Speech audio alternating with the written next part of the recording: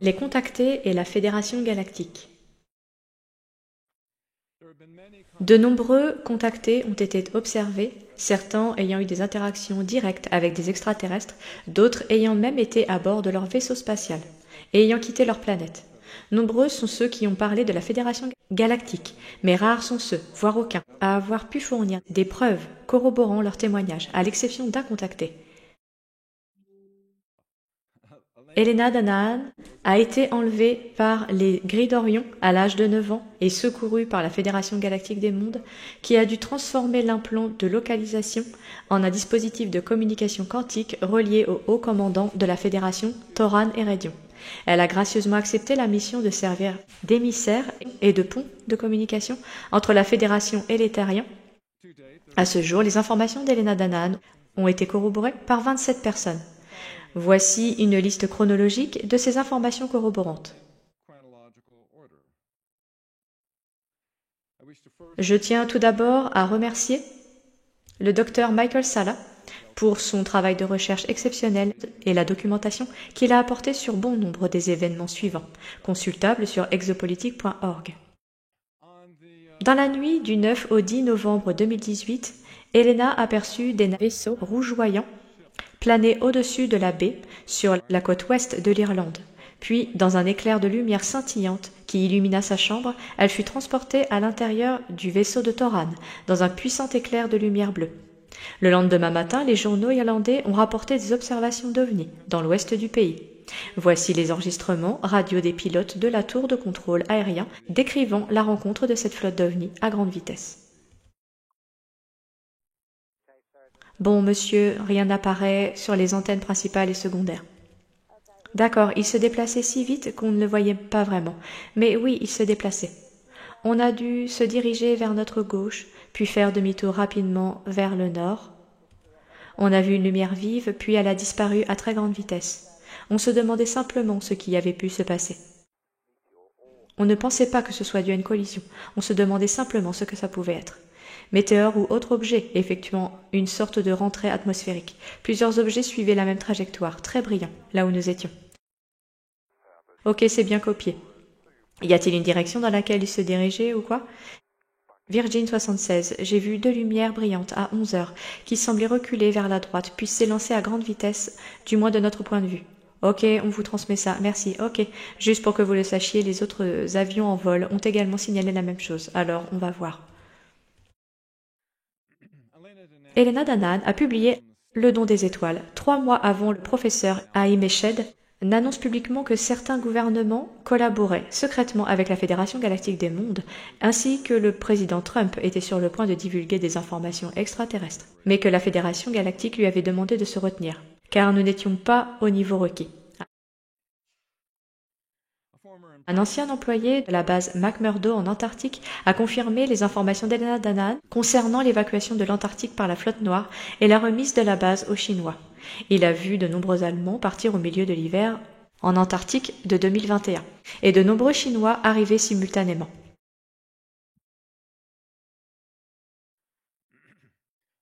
Toran révèle les accords de rencontre de Jupiter avec la Fédération galactique des mondes ainsi qu'avec des représentants de l'Alliance terrestre. Ces informations corroborent les observations des accords Artemis entre les pays, la Fédération souhaitant œuvrer pour une civilisation mondiale unifiée. Le chef du commandement américain, James Dickinson, confirme également que plus de 100 accords ont été conclus avec différents pays, agences et entreprises pour des activités spatiales.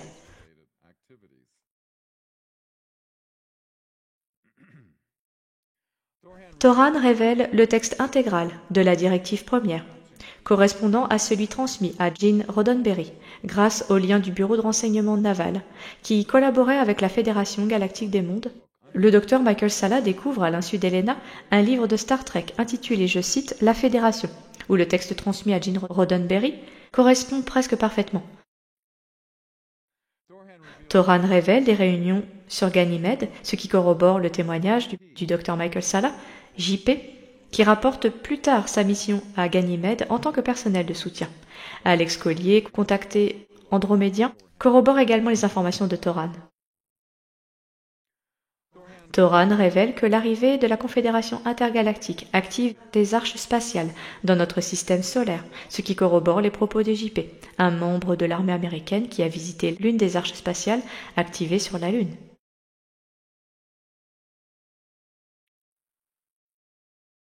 Toran révèle l'existence d'une très grande arche spatiale dans l'océan Atlantique, une semaine avant que JP, témoin militaire, ne parte en mission dans cette région.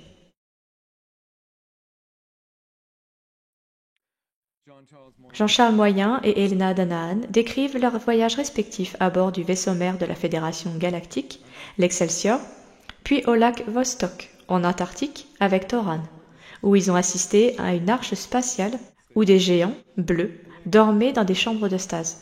Elena raconte comment la Fédération galactique lui a confié la mission d'observer Jean-Charles lors de sa visite de l'arche du lac Vostok. Dans son livre de 2020, Le don des étoiles, Elena détaille 110 races extraterrestres différentes et les planètes qu'elles habitent.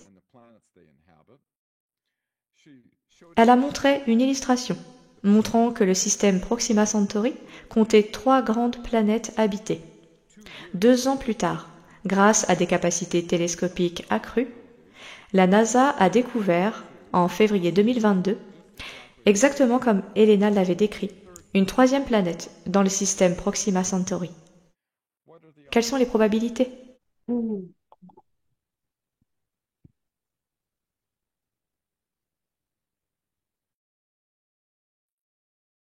Jean-Charles Moyen rencontre Elena à bord du vaisseau-mère Excelsior et décrit précisément l'expérience à bord. Extrait du livre d'Elena, Les ensemenceurs, dit-elle, citation, « Le souvenir de ces événements a été reconstitué grâce à mon témoignage et celui de Jean-Charles Moyen. Jean-Charles est un super soldat français, recruté pour un programme de 20 ans et retour au sein de la flotte Solar Warden. Je l'ai rencontré par l'intermédiaire du docteur Michael Salla, où nous sommes devenus amis après avoir réalisé avec stupeur que le vaisseau-mère extraterrestre qu'il visitait pour ses loisirs lorsqu'il était en service et qui s'appelait Excelsior était bien la même station de combat où Toran vit et travaille. Jean-Charles et moi avons comparé des souvenirs identiques d'une cafétéria particulière avec une description extrêmement détaillée des réplicateurs de nourriture, des bars avec des androïdes flottants servant des boissons bleues ionisées, de l'aménagement intérieur de la station, des plateformes de téléportation, etc.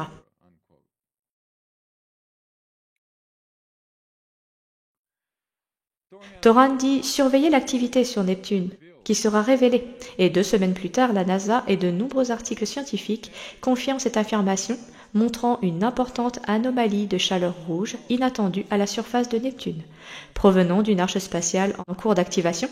Toran a déclaré, je cite, « Les vaisseaux arrivent. Les gardiens sont en orbite autour de Terra, 4 vaisseaux pour le moment. Ils observent la dilatation temporelle, suspendue dans le temps, comme le vieux Oumuamua. C'était l'un de leurs vaisseaux. Elle a été activée. Celles de la ceinture de glace se sont activées aussi, ainsi que toutes les autres, une par une, sur toutes les planètes. Neptune est la suivante. Tu verras, tu entendras bientôt parler de Neptune. »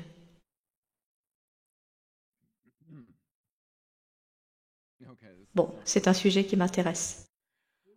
Cette date marque le début d'un échange de questions-réponses que j'ai mené, par l'intermédiaire d'Elena, relayant les informations de Jenan Eredion, frère cadet de Tor-Han, un scientifique pléiadien surnommé créateur d'étoiles, qui mène actuellement des opérations de terraformation sur la planète Mars. J'ai ainsi découvert que toutes les informations partagées par Jenan concernant la science et l'interface de la conscience avec les cristaux de quartz corroborent parfaitement ce que le directeur scientifique d'IBM, le Dr Marcel Vogel, a pu quantifier et mesurer dans son laboratoire.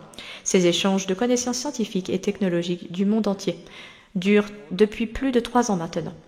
Afin de contribuer au développement de ces technologies avancées, j'ai constitué une petite équipe internationale de scientifiques. Nous espérons obtenir prochainement des preuves scientifiques crédibles établissant la réalité de cette technologie, potentiellement utile à notre planète.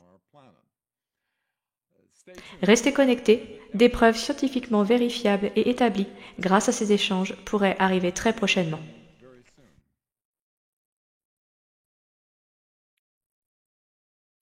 Le 27 avril 2022, Toran, sur Mars, communique avec Elena et lui annonce, entre guillemets, qu'un violent tremblement de terre s'est produit en raison des opérations de terraformation qui ont commencé. Fin de citation. Le 4 mai, une semaine plus tard, la NASA signale le plus grand séisme jamais détecté sur Mars, dans notre système solaire. Une information pareille, ça ne s'invente pas. Toran a révélé à Helena le 10 octobre 2021 que la flotte de la Confédération intergalactique était arrivée dans le système stellaire. Les vaisseaux resteront stationnés autour de Jupiter pendant un certain temps, jusqu'à nouvel ordre, et se rapprocheront de l'orbite terrestre. Toran révèle que la flotte de la Confédération intergalactique s'approche de l'orbite terrestre. Ceci a été vu sur la caméra de la Station spatiale internationale, montrant une formation de plus de 30 vaisseaux spatiaux passant devant la caméra. Ceci fait partie d'un plan de divulgation. Une immense flotte de vaisseaux de la Confédération intergalactique stationnée derrière Jupiter a été repérée par le télescope spatial James Webb, révélant un mystérieux point froid à droite d'Europa. Una de la Fédération intergalactique a révélé à Helena. Salutations à tous ceux qui liront ce message que je transmets. Ici, premier émissaire altéen Una au nom du Conseil de la Confédération intergalactique des 24. Votre système solaire, Sol, compte 138 vaisseaux mères, membres de l'Alliance Nataro et leurs flottes respectives. Ce nombre représente plusieurs milliers de vaisseaux. 550 vaisseaux de la Confédération intergalactique sont entrés dans votre système stellaire et sont stationnés en orbite autour de votre planète Jupiter. Et 4 sont actuellement en orbite autour de votre planète Terra. L'image récemment dévoilée de votre planète Jupiter montre le nuage de roches orbitales, le réseau de défense des vaisseaux de l'avant-poste Ashtar et certains de nos vaisseaux mères. La majeure partie de notre flotte se trouve derrière la planète Jupiter, à l'abri de votre vue. La divulgation de cette image n'est pas une erreur, mais une initiative de l'Alliance terrestre en charge du programme. Les instances terriennes peuvent nommer nos vaisseaux, entre guillemets, points froids. Il y a du vrai, d'autres visuels sont à venir. Le plan avance comme prévu, étape par étape. Nous vous accompagnons et vous ne devez pas regarder en arrière. Levez plutôt les yeux. Dans la conception globale de l'univers, vous êtes déjà de l'autre côté du pont.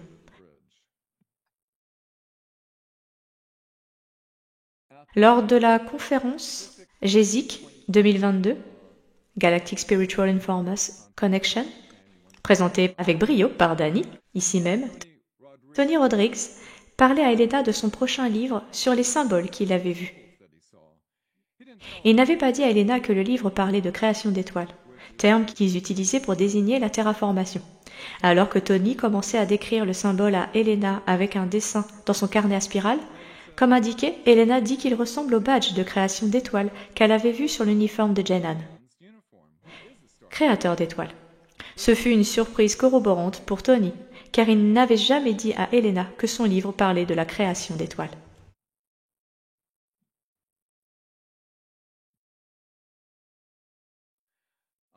Helena accompagna physiquement Toran et Redion à bord du vaisseau Meton et fut reçue par le haut commandant Aben. Aben accepta de l'emmener à l'appareil de visualisation temporelle, car Helena pouvait prédire l'avenir de Terra dans 20 ans. Le haut commandant Aben dit à Helena, je cite, « Toutes ces technologies que vous avez vues exister il y a 20 ans sont produites maintenant, à cet instant précis. Tout est réel, tout existe déjà, tout est prêt pour le moment où le peuple de Terra sera prêt, qu'un nouveau chef viendra et que l'obscurité disparaîtra, laissant place à la lumière. Tous les vrais leaders s'élèveront sur toute la planète Terre, comme vous l'appelez, et c'est maintenant, très bientôt, le moment où vous vous lèverez, et la main que nous vous avons tendue, vous la saisirez enfin, et nous serons une famille. » Fin de citation. Peu après, le 4 mars 2023, le président Trump évoque un bond technologique imminent, la construction de nouvelles villes futuristes et de technologies de pointe, avec des véhicules privés à décollage et atterrissage verticaux pour les civils, des voitures volantes, etc. Confirmant non seulement ce qu'Helena avait vu dans un futur proche, mais aussi l'appareil que Toran avait offert au général Van Herk, contenant les plans de nouvelles technologies de pointe. Cela suggère que la diffusion de nouvelles technologies énergétiques et antigravitationnelles classifiées est imminente. Le 1er janvier 2023, Helena a partagé un message du haut commandant Ardahana qui annonçait que 2023 serait l'année de la redécouverte et de l'ouverture des pyramides. Ardahana a conclu son message en disant, je cite, « Ouvrez les pyramides ». Alors, focussez sur les pyramides, concentrez-vous sur elles. Cette année, les pyramides s'ouvrent. Fin de citation. Le 2 mars 2023, des archéologues découvrent une chambre secrète à l'intérieur de la grande pyramide de Gizeh.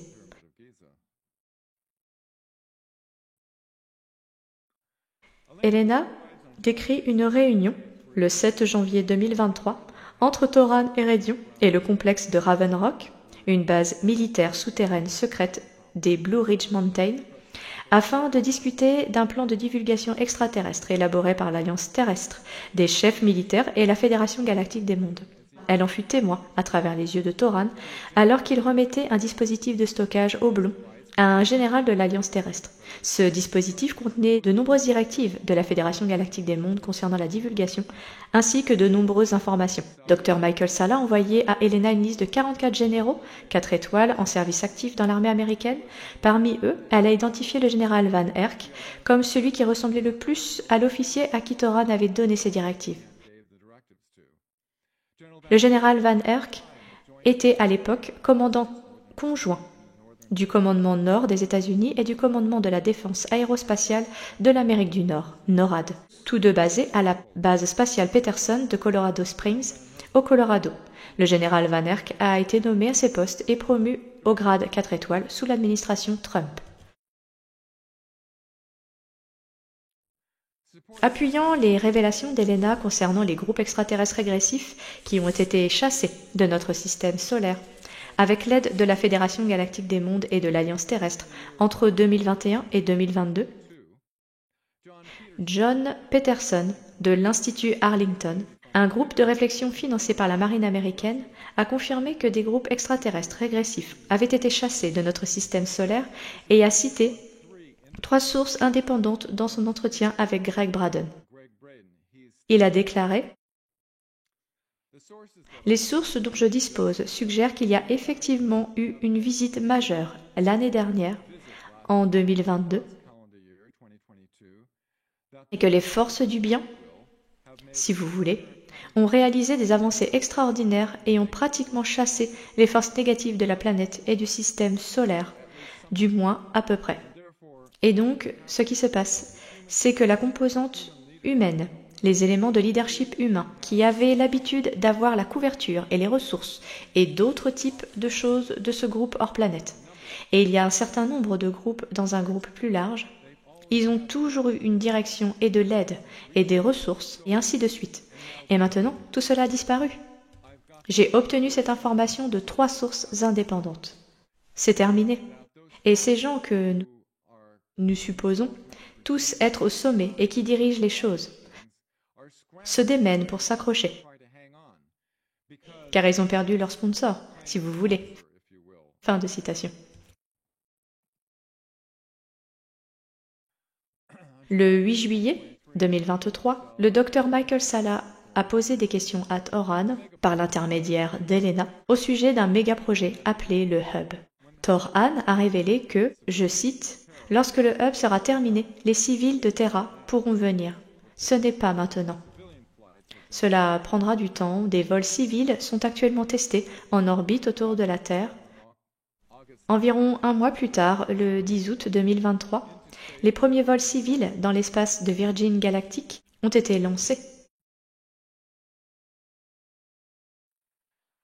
Helena Danaan publie l'Encyclopædia Galactica qui corrobore les conclusions des scientifiques selon lesquelles la planète Trappist 1 pourrait être composée presque entièrement d'eau.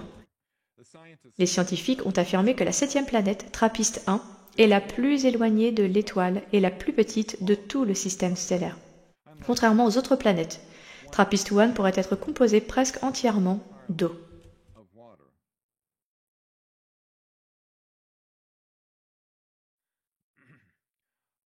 Toran Ereğlion révèle que la société Aerospace Corporation tente de contourner les accords Jupiter 2 jours avant la publication de son invention. L'objectif était de se soustraire aux accords Jupiter signés en juillet 2021 qui interdisait certaines activités néfastes dans l'espace. Aerospace Corporation aurait été menacée par les informations divulguées concernant Elena Danaan. Ceci a été révélé par M. Dave Rossi, inventeur et entrepreneur travaillant avec diverses organisations sur des programmes technologiques secrets, qui a déclaré ce qui suit. Citation. « Je peux vous dire précisément qu'il existe un département, ou plutôt un sous-département, ou je peux vous dire que c'est la première fois que je le dis publiquement, des éléments de ce que nous appelons l'Aerospace Corporation surveilleraient spécifiquement certaines personnes.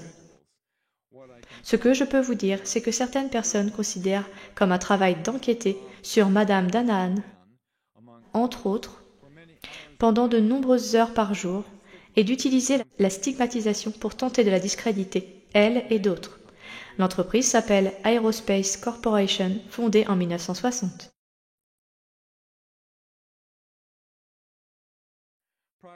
Avant l'attaque iranienne du 13 avril 2024 contre Israël, Toran Eredyon a révélé un accord secret conclu le 11 avril entre l'Iran et Israël pour éviter une guerre régionale de représailles massives qui, selon l'Iran, n'a pas eu lieu après l'attaque iranienne contre Israël.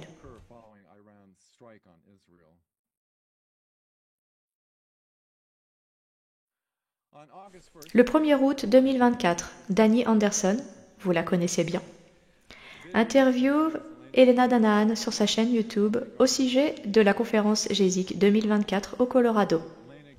Elena garantit que Toran a accepté de faire une démonstration dans le ciel pendant la conférence devant tous les participants. Ce procédé est similaire à celui utilisé précédemment en France. Le 27 septembre 2024, le haut commandant Toran Eredyon ont tenu leur promesse envers Elena et ont présenté une flotte de vaisseaux éclaireurs de la Fédération à 1000 témoins, au lieu et à l'heure convenue, dans une zone d'exclusion aérienne réglementée par le NORAD. De plus, Toran a également coordonné avec l'Alliance terrestre le vol de la marine américaine à bord d'un vaisseau spatial triangulaire TR-3B.